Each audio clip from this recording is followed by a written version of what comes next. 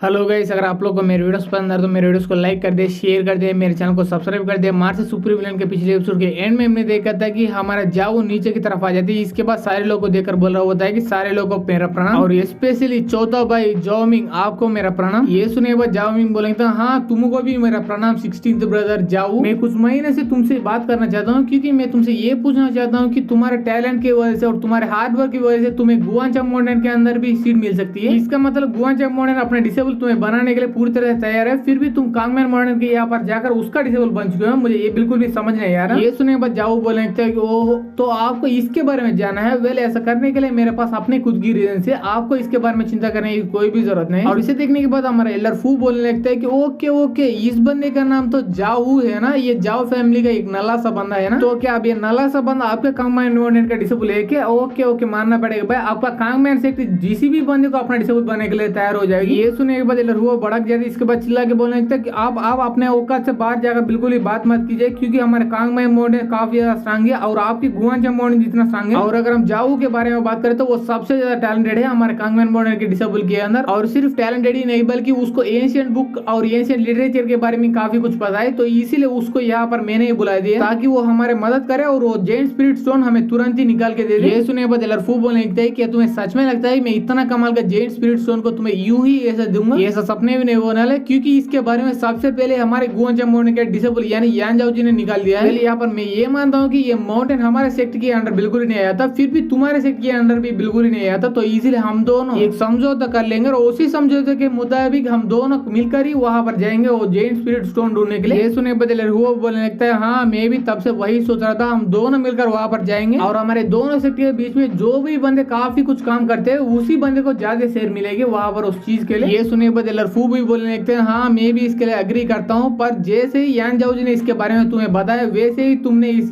जाओ को यहाँ पर बुला लिया, वो भी मेरे से पूछे भी नहीं। अगर वहां पर जाने के बाद तुमने मेरे साथ और मेरे डिसेबल के साथ कुछ भी उल्टा सीधा करने की कोशिश किया तो वहां पर तुम्हारा केयर बिल्कुल ही नहीं है। ये सुने बाद जाओ बोले नहीं नहीं आपको इसकी चिंता करने की कोई भी जरूरत नहीं, हम ऐसा बिल्कुल ही नहीं करने वाले हैं और वैसे भी हम ऐसा क्यों करेंगे क्योंकि ये सारी चीजों के बारे में हमें यान जाओ जी ने पहले बताया, तो इसलिए उसको जरूर हम शेयर देंगे। ये सुने बाद हमारे यान जाओ जी बोलने लगते हैं कि ओके ओके नॉर्मली मुझे आपके ऊपर बिल्कुल ही भरोसा नहीं होता, पर अभी की सिचुएशन में मुझे आपके ऊपर पूरा भरोसा है, तो इसलिए आप जो चाहे तो वो कर सकते हैं। ये सुने तुरंत बाद एल्डर फू यान जाओ जी से माइंड टू माइंड बात करने लगता है क्या तू पूरी तरह से पागल है क्या, क्योंकि तुमने पहले ये बोला था कि यहाँ पर इस इंजॉयमेंट के ऊपर यिंग यांग एनर्जी काफी आई है, तो इसलिए यहाँ पर आना चाहिए फंक्शन के लिए, और तुमने पहले हमारे जेंट स्पिरिट स्टोन के बारे में बिल्कुल नहीं बताया, इसलिए हमने यहाँ पर कुछ ज्यादा लोगों को बिल्कुल नहीं लाया, तो इसलिए वो स्टोन के पास जाने के बाद हमारे गुआंचा मॉडर्न के बीच और कांगमैन मॉडर्न के बीच एक फाइट होता है, उसके ही जीतने के चांसेस है क्योंकि हमारे पास कुछ ज्यादा बंदे बिल्कुल ही नहीं है और यहाँ पर स्ट्रांग बंदी मैं ही हूँ, तो इसलिए अभी के लिए हमें थोड़ा टाइम बाई करना चाहिए, उसके बाद हम जिस तरह से कुछ सोच लेंगे। ये सुने बाद ध्यान जाओ जो बोलने लगता है कि एल्डर फू आपको इसके बारे में चिंता करने की कोई भी जरूरत नहीं, मेरे पास ऑलरेडी एक प्लान है, वरना मैं क्यों उन कमीने को कमाल का जेंट स्पिरिट स्टोन के बारे में यहाँ पर बताऊंगा, ऐसा बिल्कुल भी नहीं करूंगा ना, तो इसलिए आप मेरे ऊपर भरोसा रख सकते हैं ना। अगर आपको मेरे ऊपर बिल्कुल ही भरोसा नहीं तब भी यहाँ पर कुछ ज्यादा बिल्कुल ही नहीं कर सकते क्योंकि हमारे पास उनके साथ जाने के अलावा कोई यार चॉइस ही नहीं बचा है। ये लोग ऐसा बात किए जा रहे होते तभी वो वहाँ पर जाओ आ जाती। इसके बाद बोलने लगता है कि यहाँ पर जेंट स्पिरिट स्टोन के बारे में एक सेकंड के लिए साइड में रखो, सबसे पहले हमें यिंग यांग इवेंट के बारे में पूरी तरह से ध्यान देना चाहिए। अगर आप सभी लोग मेरे मदद करें मेरे प्लान को एग्जीक्यूट करने में तब मैं लिख के बोल सकता हूँ यहाँ पर ये सारे यिंग यांग इवेंट को मैं 70% तक पूरी तरह से रिकवर कर सकता हूँ पहले जैसा। यहाँ पर मेरी ये सोच है और यान जाओ जी तुम्हारे इसके बारे में सोच गया है क्योंकि मुझे भी अच्छी तरह से पता है कि तुम्हें ये यिंग यांग इवेंट्स के बारे में थोड़ा बहुत पता है। ये सुने बाद हमारे यान जाओ जी बोलने लगता है कि एग्जैक्टली तुमने सही समय पर सही क्वेश्चन पूछा, मुझे इसके बारे में थोड़ा बहुत पता है। मेरे पास 2 मेथड्स है और उस मेथड में एक मेथड को यूज करने की वजह से हमें पहले जैसा 70% तक इंप्रूव कर सकते हैं यिंग यांग वेव्स को, पर अगर हम दूसरा मेथड यूज करें तो हम 90% तक इंप्रूव कर सकते हैं। ये सुने के बाद सारे लोग पूरी तरह से हिल जाते हैं और एल्डर वो अपने मन ही मन सोचने लगते हैं ऐसा कैसे हो सकता है क्योंकि हमारे कांगमैन मॉडर्न के सबसे स्ट्रांगेस्ट और सबसे टैलेंटेड डिसेबल ने भी इस यिंग यांग वेव को पूरी तरह से नहीं बल्कि 70% तक ही इंप्रूव करने का वादा दिया है, पर ये बंदा तो सीधा 90% तक इसको इंप्रूव करने का वादा दिया है। इसका मतलब ये ऑलमोस्ट पहले जैसा हो सकता है, पर ऐसा कैसे हो सकता है क्योंकि मैं इसके बारे में कुछ लेजेंड्स में भी बिल्कुल नहीं सुना था कि एक बंदा यिंग यांग वेव को 90% तक इंप्रूव कर सकता है एक ही बारे में। यान जाओ जी के बात सुनने के बाद जाओ काफी ज्यादा गुस्सा आते है, इसके वजह से वो बोलने लगता है कि यान जाओ जी मुझे भी अच्छी तरह से पता है कि तू काफी ज्यादा घमंड बंदा है, पर ऐसा कोई भी चीज और कोई भी तरीका नहीं है कि जिसको यूज करके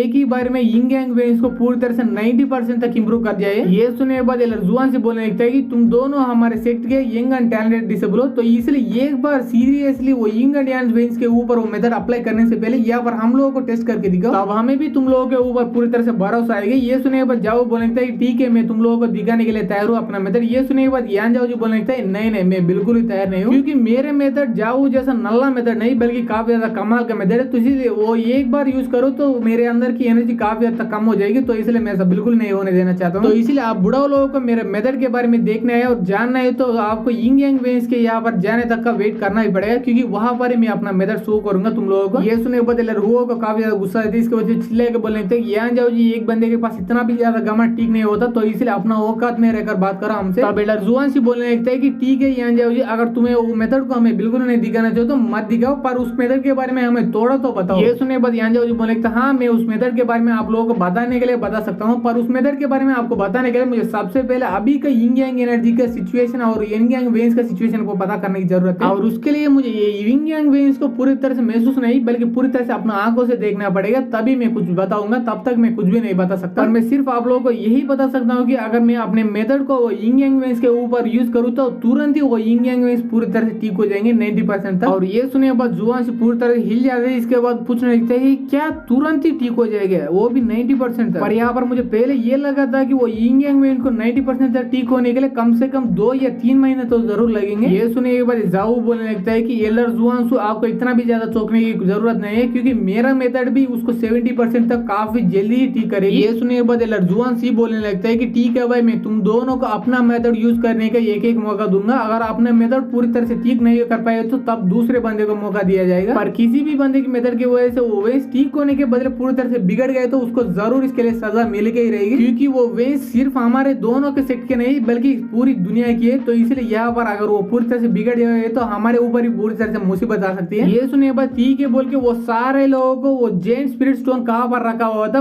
उसी की जगह पर हमारे एल्डर जुआन लेके जा रहा होता, और ऐसे ही काफी देर ट्रेवल करने के बाद फाइनली उसको जिस जगह के अंदर वो जेंट स्पिरिट स्टोन का आराम महसूस हो रहा था उसी जगह पर आकर रुक जाता है, और तभी वो बोलने लगता है कि यहाँ से नीचे की तरफ ही मुझे वो आराम महसूस हो रही थी। ये सुने तुरंत बाद वो सारे लोग नीचे की तरफ लैंड कर देते हैं, वहां पर एक बड़ा सा केव होता है और उसी केव के सामने आकर पहुंच जाने के बाद हमारे एल्डर जुआन से बोलने लगता है यही बात इसी केव के अंदर मुझे वो आराम महसूस हो रहे थे। ये सुने तुरंत बाद हमारे एपिसोड यहीं पर खत्म हो जाता है। अगर आप लोगों को ये एपिसोड पसंद आए तो एपिसोड को लाइक कर दे, शेयर कर दे, मेरे चैनल को सब्सक्राइब कर दे। Thanks for watching guys.